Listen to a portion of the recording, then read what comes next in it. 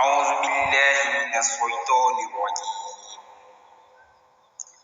بسم الله الرحمن الرحيم. الحمد لله رب العالمين الرحمن الرحيم مالك يوم الدين.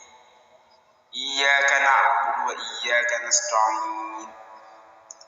اهدنا الصراط المستقيم صراط الذين أنعمت عليهم غير المغضوب عليهم ولا الضالين. آمين. أعوذ بالله من الشيطان الرجيم. يا أيها الذين آمنوا كتب عليكم الصيام كما كتب على الذين من قبلكم لعلكم تتقون. صدق الله العظيم.